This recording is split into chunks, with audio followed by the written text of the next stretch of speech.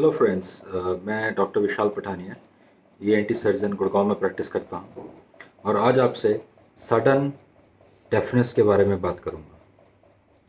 कभी कभी हमारे कान एकदम से बंद हो जाते हैं, एकदम से सुनाई देना बंद हो जाता है, खास करके एक कान से।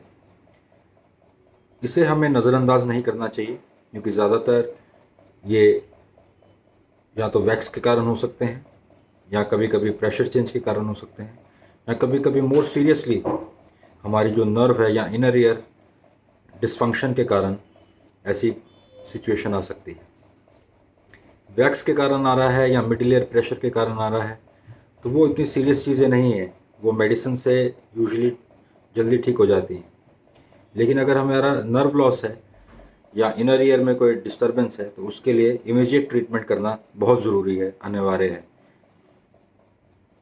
ऐसी अगर कंडीशन आपको कुछ आती है तो आप जल्द से जल्द उसका परामर्श लें और उसकी treatment as soon as possible initiate कराएं। उसके कॉजेज़ जो होते हैं वो ज़्यादातर वायरल इन्फेक्शन होती है इनर ईयर की, या उसके अंदर ब्लड सप्लाई की कमी होने के कारण भी ऐसी समस्या पैदा हो जाती है। साथ में चक्कर भी आ सकते हैं या कभी कभी हेडेक हो सकती है। इसके लिए जो बेसिक टेस्ट हम करते हैं वो हम हेयरिंग टेस्ट करते हैं after the examination of the year. अगर कान में वैक्स नहीं लगता है, मिडल ईयर प्रेशर हमें ठीक लगता है, ईयर ड्रम ठीक लगती है, तो हम इसके लिए ऑडियोग्राम करते हैं और देखते हैं कि अगर उसमें नर्व लॉस तो नहीं है। अगर उसमें सेंसरी न्यूरल हेयरिंग लॉस है तो उसकी इमीडिएट ट्रीटमेंट करनी बहुत ज़रूरी है। साथ में एसोसिएटेड फैक्टर्स अगर हैं जैसे डिजीनेस है, गिडीनेस है या हेडेक है, नोजिया वॉमिटिंग है, तो उसकी भी ट्रीटमेंट साथ में की जाती है। डायबिटीज़ और हाइपरटेंशन जो है वो इसको प्रीडिस्पोज करते हैं, तो उसको कंट्रोल में रखना बहुत ज़रूरी है।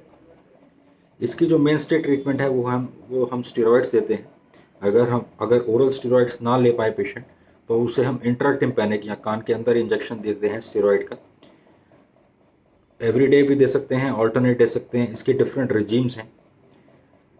जैसे मैंने पहले आपको बताया कि इसकी ट्रीटमेंट जल्दी करना बहुत ज़रूरी है, नहीं तो इसमें परमानेंट लॉस हो सकता है। 70 से 80% जो लोग हैं इसकी ट्रीटमेंट अगर लेते हैं तो उससे उनकी हेयरिंग पावर नॉर्मलाइज कर जाती है। कुछ लोगों में इसके लिए हमें आगे इन्वेस्टिगेशन करने की ज़रूरत पड़ती है, जैसे MRI ऑफ द ब्रेन, देखने के लिए कि ब्रेन में कोई ट्यूमर तो नहीं है जिसके कारण ऐसा लॉस हुआ है। अगर कुछ लोगों की अगर हेयरिंग इससे इम्प्रूव नहीं होती है मेडिसिन से तो उसमें हेयरिंग एड लगाई जा सकती है, और अगर हेयरिंग एड भी इसमें कारगर नहीं है तो फिर कॉक्लियर इम्प्लांट की ऑप्शन हमारे सामने रहती है। तो ऐसा कुछ अगर बीमारी अगर आप फेस कर रहे हैं हेयरिंग लॉस की, सडन हेयरिंग लॉस की, तो उसको नज़रअंदाज मत कीजिए, उसका जल्द से जल्द इलाज कराइए और अपने हेयरिंग को वापस पा सकते हैं। Thank you.